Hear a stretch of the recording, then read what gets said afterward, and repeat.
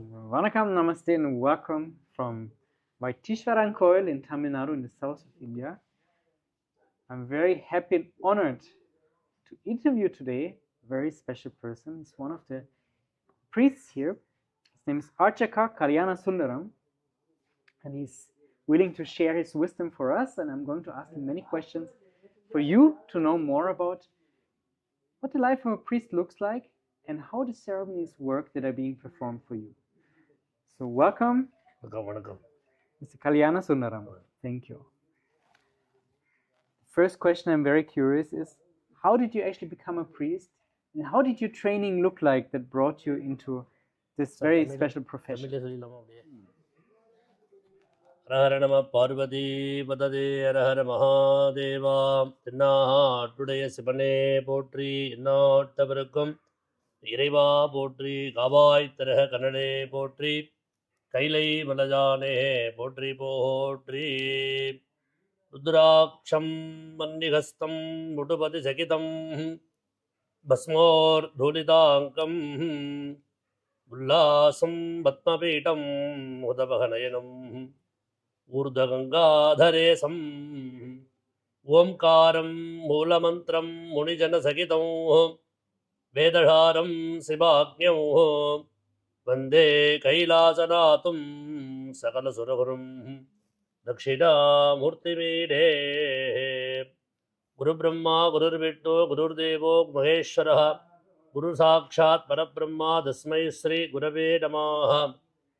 எல்லாம் வல்ல எம்பெருமானுடைய தனிப்பெரும் கருணையினாலும் பரமேஸ்வரனுடைய ஒரு பரிபூர்ணமான அனுகிரகத்தோடும் ஆதிசைவ சிவாச்சாரர் என்று சொல்லக்கூடிய வர்க்கத்திலே எங்களுக்கெல்லாம் குருவாக இருக்கக்கூடிய சுந்தரமூர்த்தி சுவாமியினுடைய ஒரு பரிபூர்ணமான அனுகிரகத்தோடும் இந்த மயிலாடுதுறை மாவட்டம் மங்கநல்லூர் என்று சொல்லக்கூடிய மக நட்சத்திரத்திற்கு உரிய ஒரு ஸ்தலமாக இருக்கக்கூடிய ஸ்ரீ மங்கள பரமேஸ்வரி அம்பிகா சமேத மங்கள பரமேஸ்வரர் ஆலயத்தினுடைய அர்ச்சகராக கடந்த 15 ஆண்டுகளாக நித்திய பூஜை செய்து கொண்டிருக்கக்கூடிய பாரம்பரிய வழியிலே வரக்கூடிய நடராஜ சிவாச்சாரியார் அவர்களுடைய புதல்வர் என்னுடைய தகப்பனார் நாகமணி சிவாச்சாரியார். நாகமணி சிவாச்சாரியார் அவர்களுடைய புதல்வர் சிவாகம ரத்னம் அகோர சிவம் என்று பிள்ளையார்பட்டி வேத சிவாகம பாடசாலையிலே 5 ஆண்டுகள் பயின்று சிவாகம ரத்னம் என்று சொல்லக்கூடிய தீட்சை சர்டிஃபிகேட் அனைத்தையும் பெற்று கல்யாணந்தர சிவாச்சாரியர் என்று சொல்லக்கூடிய ராமதேயத்தோடு எழுந்துருளி நித்திய பூஜையை மிக சிறப்பாக செய்து கொண்டிருக்கிறோம். என்னுடைய 16 வயது முதல் இந்த தொடர்ச்சியாக பூஜை முறைகளை செய்து கொண்டு பல ஆலயங்கள் ஆகம முறைப்படி கும்பாபிஷேகங்கள் எல்லாம் செய்து கொண்டும் பல பரிகார ஹோமங்கள் எல்லாம் செய்து கொண்டும் இறைவனுக்கு 4 காலம் பூஜை செய்து இறை வழிபாடை தொடர்ச்சியாக பாரம்பரிய முறைப்படி செய்து கொண்டிருக்கிறோம். அது மட்டுமல்லாது பரிகார ஹோமங்கள் என்று சொல்லக்கூடிய ஆயுஷ ஹோமம், சஷ்டியப்த பூர்த்தி, பீமரத சாந்தி, சதாபிஷேகம், கனகாபிஷேகம், பூர்ணாபிஷேகம் என்று சொல்லக்கூடிய ஏனைய விசேஷ பூஜை வைபவங்கள் எல்லாம் செய்து கொண்டு வருகிறோம். மிகவும் ஆர்வத்துடனும் ஆத்மார்த்தத்துடனும் இந்த இறை பூஜையை நாங்கள் அனைவரும் செய்து கொண்டிருக்கிறோம். லோகத்தில் இருக்கக்கூடிய அனைவரும் க்ஷேமமாக இருக்க வேண்டி இந்த பூஜை வழிபாட்டினை செய்து கொண்டிருக்கிறோம்.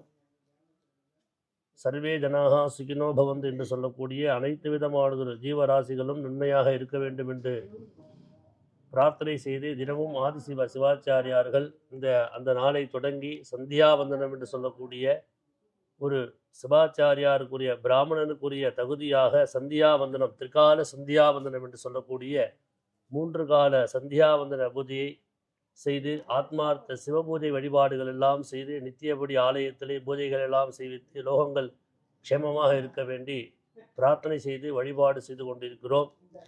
என அன்பர்கள் அனைவருக்கும் எல்லா விதமானதொரு சௌபாக்கியங்களும் கிடைக்க வேண்டும் என்று இறைவனை பிரார்த்தனை செய்து கொள்கிறோம். நம பார்வதி பததே ஹரஹர மகாதேவா. தென்னாட்டுடைய சிவனே போற்றி.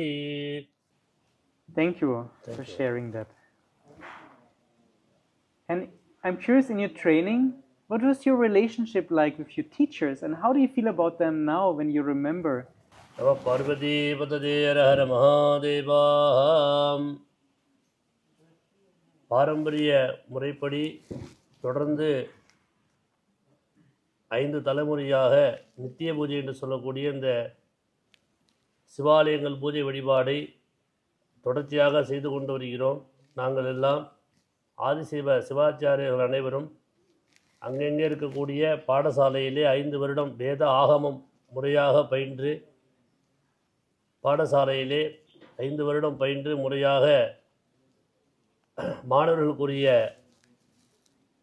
தீட்சை 5 வருடம் படித்ததற்காக பட்டம் என்று சொல்லக்கூடிய சிவாகமரத்னம் என்று சொல்லக்கூடிய பட்டங்கள் இவைகளெல்லாம் பெற்று பல ஆலயங்கள் கும்பாபிஷேகம் ஹோமங்கள் இவைகளெல்லாம் செய்து பல ஊர்கள் பல கிராமங்கள் பல அந்நிய தேசம் என்று சொல்லக்கூடிய வெளிநாடுகள் போன்ற அனைத்து விதமான ஊர்களிலும் இந்த கும்பாபிஷேகம் ஹோமங்கள் போன்ற நிகழ்வுகளை செய்து கொண்டு வருகிறோம்.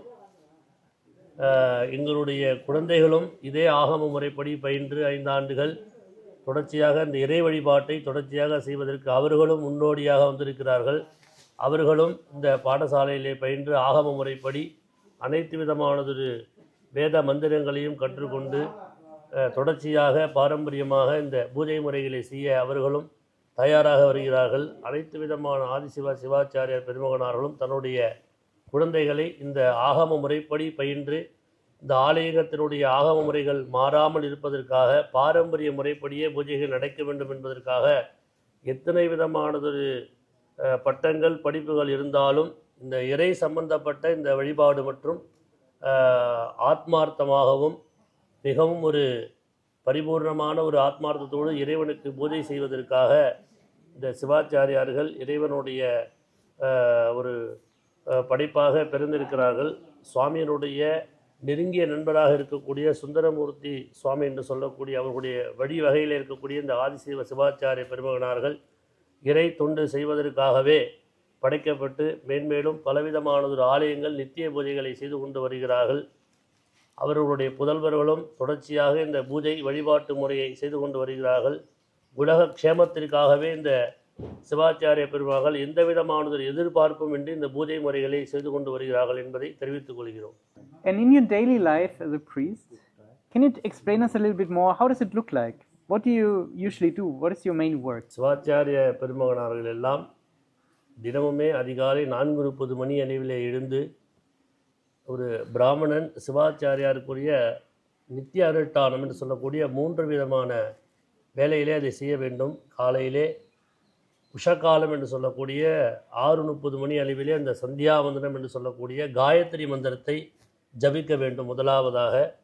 அதற்கப்புறம் ஆலயத்திலே சென்று நித்திய பூஜை என்று சொல்லக்கூடிய உஷகாலம் காலசந்தி உச்சிகாலம் என்று சொல்லக்கூடிய காலை வேளையிலே இருக்கக்கூடிய பூஜை வழிபாடுகளானது சரியாக 12:30 மணி அளவிலே நிறைவு செய்து மாத்தியான்ய கால சந்தியாவந்தனம் என்று சொல்லக்கூடிய சிவாச்சாரிய பெருமகனார்கள் அந்த மாத்தியான்ய காலத்திலும் அந்த சந்தியாவந்தனத்தை செய்வித்து தொடர்ச்சியாக பூஜை முறைகள் எல்லாம் இறைவனுக்கு செய்துவிட்டு மாலை 5 மணி அளவிலே தொடர்ச்சியாக 3வது சந்தியாவந்தனத்துடைய திரிகால சந்தியாவந்தனுடைய பூர்த்தியாக அந்த காயத்ரி மந்திரத்தையும் ஜபித்து சாயரட்சை பூஜை என்று சொல்லக்கூடிய 5:30 மணி அளவிலே இறைவனுக்கு சாயரட்சை பூஜை, 2ஆம் காலம் 7:30 மணி அளவிலே அந்த இறைவனுக்கு பூஜை வழிபாடுகள் நிறைவாக அர்த்தஜாமம் என்று சொல்லக்கூடிய 8:30 மணி அளவிலே இறைவனுக்கு அர்த்தஜாம பூஜை வழிபாடானது செய்வித்து சிவாச்சாரிய பெருமகனார்கள் தன்னுடைய நித்திய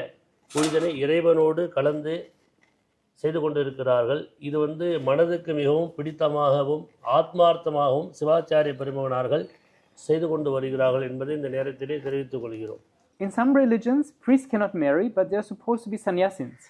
How is it in your tradition? Can priests marry or not? Or do they have a choice? Like, how does it look like? ஆதிசிவ சிவாச்சாரியார்கள் அனைவரும் கிரகஸ்தன் என்று சொல்லக்கூடிய விவாகம் நடந்து இந்த ஆலயத்திற்கு நித்திய பூஜை செய்ய வேண்டும் என்பது சாஸ்திரம். அந்த விவாகம் நடந்தால்தான் அந்த பூஜைக்குரிய தகுதியை அந்த சிவாச்சாரிய பெருமகனார்கள் எல்லாம் பெறுகிறார்கள். ஏனென்றால் அந்த பஞ்சகச்சம் என்று சொல்லக்கூடிய அந்த சிவாச்சாரியர்கள் அணியக்கூடிய வஸ்திரமானது பஞ்சகச்சம் முறையாக அணிந்து அந்த சிவபூஜை இவைகளுக்கெல்லாம் அந்த அக்னியிலே உட்கார்ந்து யாகம் செய்வதற்கும் விவாகம் நடந்தால்தான் அந்த பலன் என்பது உண்டு. ஆகையினாலே சிவாச்சாரிய பெருமகனார்கள் சந்நியாச முறையிலே இருந்து பூஜை செய்ய வேண்டும் என்பது இங்கு ஒரு சாத்தியமான விஷயம் அல்ல. விவாகம் நடந்து நித்திய பூஜையை அவர்கள் சிறப்பாக செய்ய வேண்டும். அதற்குரிய அக்னிகள் எல்லாம் இருக்குது. இந்த விவாகம் நடந்தால் அதுக்குரிய அக்னிகள் இருக்குது. அந்த அக்னிகளோடு சேர்ந்து தான் அந்த பூஜை முறைகளை செய்ய வேண்டும். பொதுவாக கும்பாபிஷேகத்திலே யாகத்திலே அமரக்கூடியதற்கு விவாகம் நடந்தால்தான் அந்த யாகத்திலே உட்கார வேண்டும் என்பது ஒரு சாஸ்திரம் உண்டு. பிரம்மச்சாரியாக அமர்வதற்கு அங்கு இடமில்லை, சாஸ்திரத்திலும் இடமில்லை. அதனால் விவாகம் ஆன ஒரு கிரகஸ்தர்கள் தான் அந்த பூஜை முறைகளை செய்ய வேண்டும் என்பது இறைவனுடைய கோட்பாடு. அந்த அக்னிகளும் அதுபோல் தான் சொல்லியிருக்கின்றன. அதனாலே பொதுவாக சிவபூஜை அந்த யாகத்தில் உட்காரக்கூடிய தகுதி விவாகம் நடந்து தம்பதியாகத்தான் அந்த செய்ய வேண்டும் என்பதெல்லாம் வழிபாடுகள் இருக்கின்றன. ஆகையினாலே ஆகம முறைப்படி இங்கே சிவாச்சாரி பெருமகனார்கள் அதுபோல் வழிபாடு செய்து கொண்டு வருகிறார்கள். And as a priest, you also marry other people. Can you please explain us a little bit, like how does marriage, the spiritual marriage process, look like in the Vedic tradition, and what is happening exactly, both practically but also energetically, in that moment of marriage? Nama Parvati Vatadera Mahadeva. இந்த ஹோமங்கள் என்று சொல்லக்கூடியதில் நிறைய விதமான ஹோமங்கள் உண்டு. கணபதி ஹோமம், லக்ஷ்மி ஹோமம், நவகிரக ஹோமம், தன்வந்திரி ஹோமம், ஆயுஷ ஹோமம், மிருத்யுஞ்சய ஹோமம், சஷ்டியப்த பூர்த்தி, பீமரத சாந்தி, சதாபிஷேகம், கனகாபிஷேகம், பூர்ணாபிஷேகம், சுயம்பரா கலா பார்வதி ஹோமம், சந்தான கோபாலபுத்திர ஹோமம். இந்த சந்தான கோபாலபுத்திர ஹோமம் குழந்தை இல்லாதவாளுக்கு குழந்தைக்காக பண்ணக்கூடியது சந்தான கோபாலபுத்திர ஹோமம். அடுத்ததாக சுயம்பரா கலா பார்வதி ஹோமம், அதாவது திருமணம் நடக்காத ஆணுக்கோ அல்லது பெண்ணுக்கோ ஜாதகத்திலே பிரதிபந்தக தோஷம் அப்படின்னு சொல்லக்கூடிய தோஷங்கள்லாம் உருவாகும். அப்போ இந்த ஹோமங்கள் பண்ணி இந்த கலசங்கள் அவளுக்கு அபிஷேகம் பண்ணோன்னே அவளுக்கு அந்த விவாகம் என்பது அது விரைவிலே நடைபெறும் என்பது ஆகமத்தில் இருக்கக்கூடிய ஒரு விஷயம். அது போன்று நம்ம நிறைய ஹோமங்கள்லாம் பண்ணியிருக்கோம். அதுமாரி நிறைய பக்த மகர்கள்லாம் வந்திருக்காங்க. அவங்களுக்கெல்லாம் நம்ம ஹோமம் பண்ணி அவளுக்கு அந்த கலசத்தை அபிஷேகம் பண்ணியிருக்கோம். ஒரு 48 தினங்களில் அவளுக்கு அந்த கல்யாணங்கிறது நிச்சயமாகி அவளுக்கு ஊர்ஜிதமாகிடும். அது சுவாமியினுடைய அனுகிரகம். அதுபோல் உடல்நிலை சரியில்லாதவாளுக்கு மிருத்யுஞ்சய ஹோமம், ஆயுஷ ஹோமம், அந்த தீராத ஏதோ ஒரு உடம்புல வியாதி இருக்குது அப்படின்னா அதை நிவர்த்தி ஆகணும்னா சுவாமிகிட்ட பிரார்த்தனை பண்ணி அந்த ஹோமங்கள் பண்ணி அவளுக்கு அந்த அபிஷேகம், அவளுக்கு அந்த கலசம் அபிஷேகம் பண்ணுறோம். அப்போ அவளுக்கு அந்த பலன் கிடைக்கிறது. இது நாங்கள் எப்படி இந்த ஹோமத்தை நம்ம உணர்கிறோம் அப்படின்னா அதை பண்ணும் பொழுதே அந்த சுவாமி நமக்கு அந்த அனுகிரகத்தை நமக்கு கண்டிப்பாக கொடுப்பார். ஏன்னா மந்திரங்கள் ஒவ்வொன்றுத்துக்கும் ஒரு வைப்ரேஷன் உண்டு அப்படிங்கிறது ஒரு பொதுவான கருத்து. அதை சொல்லும் பொழுதே நம்ம அந்த கலசத்தில் சுவாமி ஆவாகனம் பண்ணுறோம். எப்படிலாம் நம்ம அந்த ஆவாகனம் பண்ணுறோம் அப்படின்னா ஒரு நூல் சுற்றுறோம் அப்படின்னா அது நம்மளுடைய நரம்பாக தான் அந்த கலசத்தில் உள்ள நூலை பாவிக்கிறோம். அதுக்கப்புறம் ஜலத்தை நம்ம ரத்தமாக பாவிக்கிறோம், தேங்காயை முகமாக பாவிக்கிறோம், மாவிலை கொத்து தேங்காயில் முகமாக பாவிக்கிறோம். அதுக்கப்புறம் அந்த சுவாமிக்கு உயிர் ஊட்டுறோம். அந்த உயிர் எப்படி உள்ளே போய் சேருது அப்படின்னா தர்பையின் மூலமாகவும் அந்த ஜலத்தின் மூலமாகவும் சேருது. ஏன்னா தர்பைக்கு அது பிரம்மனால் உருவாக்கப்பட்ட ஒரு விஷயம். தர்பை இல்லாத காரியம் நம்ம செய்யக்கூடாது. பிரகாரம் பாபநாசம் சியாத் திகாரஸ்ய மலத்திரயம் திரிகாரகா கர்ம சுத்தியர்த்தம் பவித்திரசித லட்சணம். ஒரு ஹோமத்தில் நம்ம உட்காரோம் அப்படின்னா பவித்திரம்னு சொல்லக்கூடிய தர்பையினால் செய்யக்கூடிய பவித்திரத்தை போட்டுன்னு தான் ஹோமம் பண்ணணும். அந்த ஹோமம் பண்ணுறது பரிபூர்ணமான பவித்திரம்னாலே அது எல்லா விதமான காரியமும் நல்ல விதமாக முடியுது அப்படிங்கிறதுக்கு தான் ஒரு அர்த்தம். அந்த விதமான தர்பையின் மூலியமாக அந்த கலசத்தில் சொல்லக்கூடிய மந்திரங்கள் போய் கலசத்தில் எழுந்தருளி ஒரு அருள் சக்தியை கொடுக்குது. அதுக்கப்புறம் தான் ஒரு இறைவனுக்குரிய பொருளை போய் சேர்க்கக்கூடிய சக்தி அக்னி பகவானுக்கு உண்டு. அக்னிக்கு 2 விதமான மனைவிகள் உண்டு. ஸ்வாஹா ஸ்வதா அப்படின்னு 2 விதமான மனைவிகள். அதில் இறைவனுக்கு உரிய பொருட்களை போய் சேர்க்கக்கூடியது ஸ்வாகாங்கிற சக்தி. நம்ம சொல்லக்கூடிய இந்த ஹோம ஜாமான்கள் திரவியங்கள்னு சொல்லக்கூடிய நாட்டு விதமான பொருள்கள், நவதானியம், பழ வர்க்கங்கள், அஷ்டவர்க்கம், நிறைய பக்ஷணங்கள் இதெல்லாம் ஹோமம் பண்ணுறோம். அது சுவாமிக்கு எப்படி போய் சேருது அப்படின்னா ஸ்வாகான்னு சொல்லும் பொழுது தான் அர்ப்பணிக்கிறேன் அப்படின்னு பொருள். நம்ம பண்ணக்கூடிய இந்த மந்திரங்கள் இந்த யாகங்கள் எல்லாமே இறைவனுக்கு பரிபூர்ணமாக போய் சேரணும் அப்படிங்கிறதுக்காக அந்த அக்னியில் போய் நம்ம போடுறோம். அந்த அக்னியில் போடக்கூடிய பொருள் எப்படி இறைவனுக்கு போய் பரிபூர்ணமாக சேர்ந்து எல்லாம் நலிவடையுதோ அதுமாரி நமக்கும் எந்த விதமான கஷ்டங்கள் இருந்தாலும் அது நிவர்த்தியாகி அவளுக்கு அந்த காரியங்கள் சிறப்பாக முடியறதுக்கு தான் இந்த ஹோமங்கள்லாம் பண்ணுறோம். இறைவனுக்கு கூடிய பொருட்களை சேர்க்கக்கூடியது இந்த அக்னி பகவான் தான். அக்னி யாகம் வளர்த்து அதுக்காக தான் எல்லாம் செய்கிறோம். அதுமாரி நிறைய விதமான யாகங்கள் உண்டு.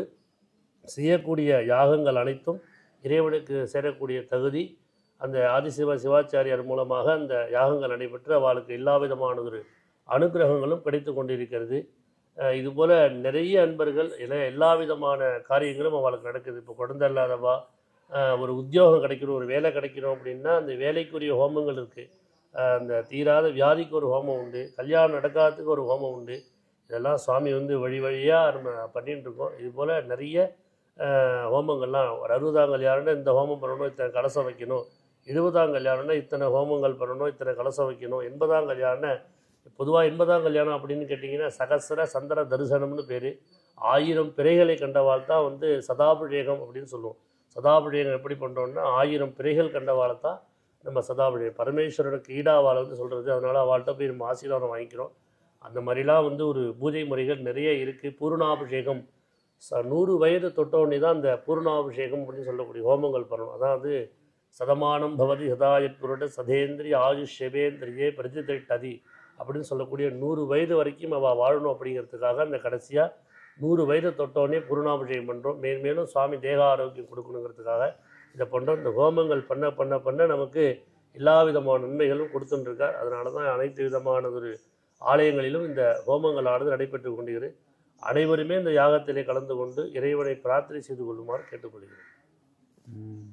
Thank you. And here's the yantra.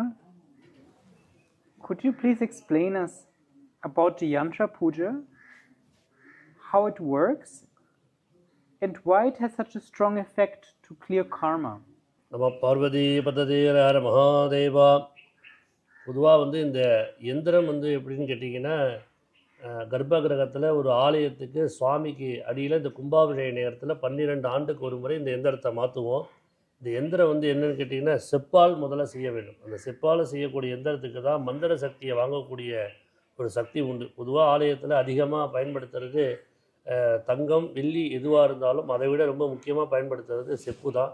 செப்பில் எந்தெந்த இறைவன் என்னென்ன நமக்கு பரிகாரங்கள் சொல்லியிருக்கோ, இல்லை என்னென்ன ஹோமங்கள் பண்ணுறோமோ, இல்லை ஒரு ஆலயத்தில் வைக்கக்கூடிய இறைவன் என்னென்ன சுவாமியோ அந்த சுவாமியினுடைய மூல மந்திரத்தை இதை எழுதுகிறோம். நாங்கள் எழுதி செப்பு தகடால் தான் எழுதுவோம். குறைச்சலாக ஒரு 48 தினங்கள் இதை ஒரு மண்டலம் பூஜை செய்து அதுக்கப்புறம் ஒரு எஜமானர்களுக்கு வீட்டில் வச்சு பூஜை பண்ணுறதுக்கு கொடுக்கறதுக்கோ, இல்லைன்னா ஒரு ஆலயத்தில் வைக்கிறதுக்கோ, அந்த கும்பாபிஷேக நேரத்திலோ இல்லை பரிகாரம் பண்ணக்கூடிய ஹோம அவாளுக்கோ ஒரு 48 தினங்கள் பூஜை செய்து அதற்குரிய டெய்லி அந்த மூல மந்திரங்கள் அந்த சுவாமிக்கு சொல்லி பால் அபிஷேகம் பண்ணி சந்தனம் குங்குமம் புஷ்பம் தூபம் தீபம் நைவேத்தியம் இதையெல்லாம் பண்ணி அதுக்கப்புறம் சுவாமிகிட்ட அந்த மந்திரத்தை சொல்லி நாங்கள் அந்த சக்தியை ஒரு 48 தினங்கள் அந்த அருள் சக்தியை உண்டு பண்ண செய்து அதுக்கப்புறம் கோயில் கும்பாபிஷேகமாக இருந்தாலும் சரி, ஒரு பரிகார ஹோமங்கள் பண்ணக்கூடிய எஜமானர் வந்தாலும் அவளுக்கு இதை நாங்கள் கொடுப்போம். இதனால் என்ன கிடைக்குதுன்னா, நினைத்த காரியங்கள் அவள் இதை வச்சுட்டு இருக்கும்பொழுது ஒரு வியாபார ஸ்தலமாக இருந்தாலும் சரி, ஒரு கடைகளாக இருந்தாலும் அந்த கடைகளில் கொண்டு போய் கொடுக்கக்கூடிய தகடை வச்சு டெய்லி ஒரு பூ சாத்தி வணங்கிட்டு வந்தால் அந்த வியாபாரம் நல்லாயிருக்கும். ஒரு தொழில் ஸ்தானம், ஒரு வியாதி இதுவாக இருந்தாலும் இதை பண்ணினோம்னா நமக்கு எல்லா விதமான ஒரு நன்மைகளும் கண்டிப்பாக கிடைக்கும். அதனால் அந்த எந்திரத்துக்கு அவ்வளோ பெரிய ஒரு சக்தி உண்டு. பெரும்பாலும் இதை செப்புல தான் நம்ம அதிகமாக பயன்படுத்தணும். And the yantra pujas are usually performed for a special period of 48 days, 96 days, 108 days. Please explain what is a mandala, which is usually 48 days. Okay. Thank you. பொதுவாக 48 நாட்கள் அப்படின்னு எதுக்காக சொல்கிறோன்னா, நமக்கு ஒரு பொதுவான ஒரு பலன் கிடைக்கணும் அப்படின்னா 3 பிறைகளை பார்த்தா தான் நமக்கு பலன் கிடைக்கும். நமக்கு ஏதோ நம்ம வீட்டில் ஒரு அசம்பாவிதங்கள் நடந்தாலோ இல்லை வேறு ஏதோ ஒரு தோஷங்கள் நமக்கு ஏற்பட்டாலும் அதனுடைய பலன் எப்போ நமக்கு கிடைக்கும் அப்படின்னா ஒரு 48 தினங்கள் ஆகணும். 3 பிறைகள், 2 அமாவாசை ஒரு பௌர்ணமி, இல்லை 2 பௌர்ணமி ஒரு அமாவாசை, ஏதோ ஒன்று நம்ம பார்க்கணும். அதை பார்த்தா தான் அது போகும். அதுக்காக தான் அந்த திரிபக்ஷம்னு பேர். 3 பக்ஷம் சேர்ந்தது தான் மண்டலம்னு சொல்கிறது. அது 45 தினங்கள் பொதுவான கணக்கு. ஆனால் ஒத்தப்படையில் முடிக்கக்கூடாதுங்கிறது ஒரு சாஸ்திரம். அதனால தான் 48ஆக நம்ம அதை பெருக்கியிருக்கோம். அதுக்காகத்தான் இந்த 48 தினங்கள் நம்ம பூஜை பண்ணுறோம். அந்த 3 பக்ஷம் கண்டிப்பாக அதுக்குள்ளே வந்துடும். அதுலேருந்து 3ஆம் நாளை வச்சு நம்ம பூஜை பண்ணோம்னா நமக்கும் பலன் உண்டு, இந்த எந்திரத்துக்கும் பலன் உண்டு. இதுக்கப்புறம் இது மேலும் அபிவிருத்தியாக போகிறதும் நல்லது தான். இப்போ 48 தினங்கள்ங்கிறது பேசிக்கு. அதுக்கப்புறம் நம்ம 96 நாள் எவ்வளோக்கு எவ்வளோ நாட்கள் அதிகமாக இதை வந்து நம்ம பூஜையில் வைக்கிறோமோ அவ்வளோக்கு எவ்வளோ ஒரு பலன் உண்டு.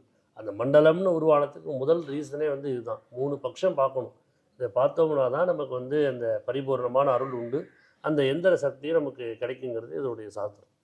Can you please explain us more about the yantra? So it's a copper plate, but what is inscribed on the copper plate? And what are the different powders that are on top of it?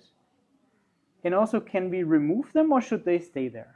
பொதுவாக வந்து இந்த எந்திரங்கள் வந்து நம்ம மூலமந்திரங்கள் எழுதி தான் வந்து அந்த பூஜைக்கு நம்ம வைப்போம்.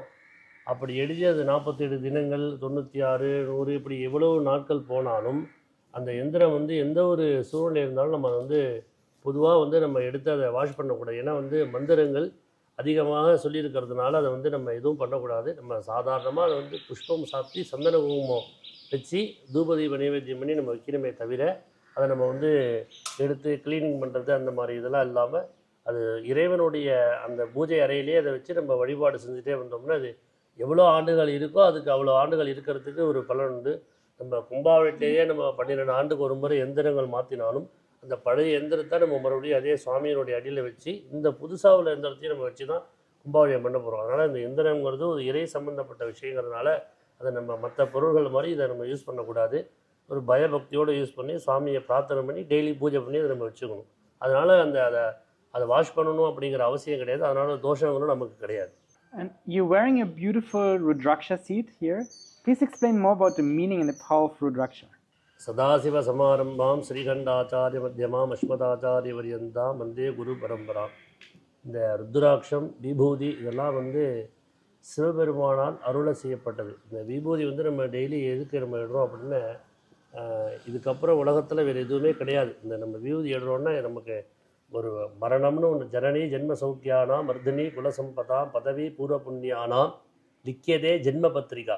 ஜனனம்னு ஒன்று உண்டா இருந்ததுன்னா மரணம்ங்கிறது ஒன்று உண்டு. அதுக்கு இடையில் நம்ம இருக்கக்கூடிய இந்த வாழ்க்கையில் நம்ம எல்லா விதமான சுக துக்கங்களையெல்லாம் மணிவெடுத்து இறைவனுடைய வழிபாட்டில் பரிபூரணமாக இருக்கணும். நமக்கு கடைசியாக வந்து இந்த பஸ்மம் தான், இந்த எப்படி நம்ம விபூதி வந்து எடுறோமோ அதனுடைய வாழ்க்கை தான் நமக்கு அந்த மாதிரி தான் போகும். அதனால் இறை சம்பந்தப்பட்ட விஷயங்களை நம்ம தொடர்ச்சியாக செஞ்சுட்டு நல்ல விதமான எண்ணங்கள் அந்த அணியணுறதுனால அந்த விபூதி வந்து எப்படி தயாரிக்கிறாங்கன்னா இயற்கை முறையில் தான் தயாரிக்கிறாங்க. அது நம்ம நெத்தியில் இடுறதுனால நமக்கு வியாதிகள் பொதுவாக போகுது. சுவாமியினுடைய அனுகிரகம் நமக்கு கிடைக்கிது. நமக்கு வந்து நம்ம உடம்புல எல்லா விதமான பாகங்களும் உண்டு. நம்ம வந்து அநாகதே விசுத்தம் மூலாதாரம் மணிப்பூரகம் டமரும் அப்படின்னு நிறைய தேகங்கள்லாம் நம்ம உடம்புல உண்டு. இந்த விபூதிலாம் நம்ம இந்த கையில் மார்பில் இங்கெல்லாம் நம்ம இடும்பொழுது நமக்கு இருக்கக்கூடிய வியாதிகள் அப்படியே கொஞ்சம் கொஞ்சமாக குறையும். நமக்கு எதுவும் வியாதிகள் வந்து அதிகமாக நம்மளை ஈர்ப்பு சக்தி கொள்ளாது. அப்புறம் வந்து இந்த ருத்ராட்சம் வந்து சிவபெருமான் சம்பந்தப்பட்ட இதை வந்து 1 முகம் 2 முகம் 5 முகம் இப்படி நிறைய முகங்கள்லாம் கொண்டு இருக்குது. அதை நம்ம அணியும் பொழுது சிவபெருமானுடைய அருள் நமக்கு கிடைக்கிது. ஏன்னா சிவன் சம்பந்தப்பட்ட ஒரு விஷயம் இது. அதனால் வந்து நம்ம இதை சாப்பிடும் பொழுது மாமிசங்கள்லாம் எதுவும் சாப்பிடாமல் ருத்ராட்சம் போட்டு இறை வழிபாடு செய்யணும். அப்போ தான் நமக்கு அதனுடைய பலன்கள் கிடைக்கும். அதனால் வந்து இந்த ருத்ராட்சம் இந்த விபூதி இதெல்லாம் அணியறதுனால இறை நம்பிக்கை நமக்கு இறைவனுடைய அனுகிரகம் ரொம்ப அதிகமாக கிடைக்கும்.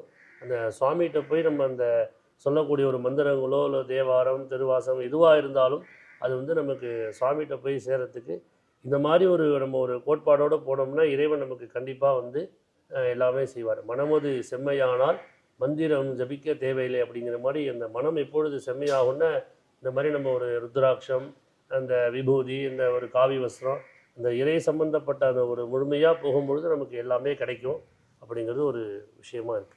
I often see priests wearing white or orange. Today you're wearing red. Is there a meaning of the different colors that you're wearing? இந்த வஸ்திரம் வந்து எப்படின்னு கேட்டிங்கன்னா சூரியன் நவகிரகம்னு சொல்லக்கூடியதில் வந்து முதலாவதாக இருக்கக்கூடிய தெய்வம் வந்து சூரியனுக்குரிய வஸ்திரம் வந்து சிகப்பு. அடுத்ததாக அங்காரகனுக்குள்ள அதாவது செவ்வாய்னு சொல்லுவோம் அதுக்குள்ள வஸ்திரமும் வந்து சிகப்பு. அடுத்ததாக சந்திரன் சோமன்னு சொல்லக்கூடிய சோமனுக்கு வந்து வெள்ளை நிற வஸ்திரம். அடுத்ததாக புதனுக்குரிய வஸ்திரம் வந்து பார்த்திங்கன்னா பச்சை. அதுக்கப்புறம் குரு பகவான் வியாழ பகவானுக்குரிய வஸ்திரம் வந்து மஞ்சள். அடுத்ததாக சுக்கிரனுக்குரிய வஸ்திரம் வந்து வெள்ளை. அதுக்கப்புறம் வந்து சனீஸ்வரனுக்குரிய வஸ்திரம் வந்து கருப்பு. அதுக்கப்புறம் வந்து ராகுக்குள்ள வஸ்திரம் வந்து நீலம். அதுக்கப்புறம் கேது நவகிரகத்தில் நிறைவாக இருக்கக்கூடிய தெய்வம் வந்து கேது பகவான். கேது பகவானுக்கு எல்லா விதமான கலர்களும் சேர்ந்த வஸ்திரம் வந்து கேது பகவானுக்கு சாத்தணும். அதனால் இந்த வஸ்திரங்கள்லாம் இதுமாரி சாத்திட்டு வர்றதுனால, சிகப்பு வஸ்திரம் பொதுவாக கட்டிட்டு வர்றதுனால என்ன பலன்னா, இந்தமாரி ஹோமம் சம்மந்தப்பட்ட விஷயத்தை கட்டிட்டு வந்தோம்னா அந்த அக்னி அப்படி சம்மந்தப்பட்ட விஷயங்கிறதால அந்த காரியம் நமக்கு வெற்றி அடையும். அதனால் இந்த மாதிரி வஸ்திரங்கள் சிவாச்சாரியார்கள் வந்து கட்டிட்டு வராங்க. பொதுவாக சண்டி ஹோமம்னு ஒரு ஹோமம் உண்டு. அது மிகப்பெரிய ஒரு ஹோமம். துர்கா லக்ஷ்மி சரஸ்வதி சம்மந்தப்பட்ட ஒரு மிகப்பெரிய யாகம். அந்த யாகத்துக்கு மஞ்சள் கலர் வஸ்திரம் பண்ணிட்டு வந்து ஹோமம் பண்ணோம்னா அவ்வளோ பலன் உண்டு. அதனால் இந்த வஸ்திரத்துக்கும் இந்த ஹோமத்துக்குமே ஒரு சம்மந்தம் உண்டு. அதனால் அது பரிகார ஹோமங்கள்லாம் பண்ணும்பொழுது இந்த வஸ்திரம் கட்டணுங்கிற ஒரு சாஸ்திரங்களும் உண்டு. Thank you. And to close, may I ask you for a blessing for all of our viewers, for all of our audience, and for myself as well.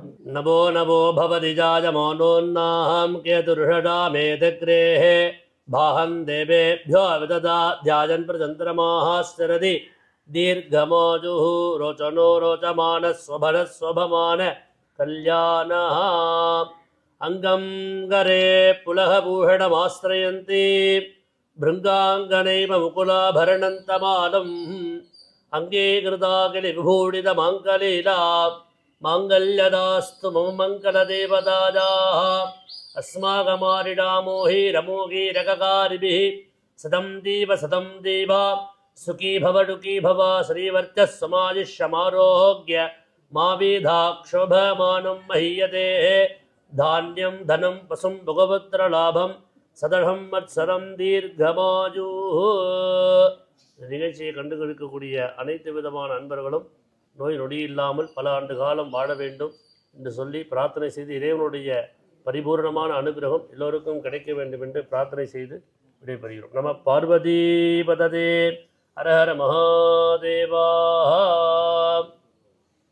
Nandri, thank you.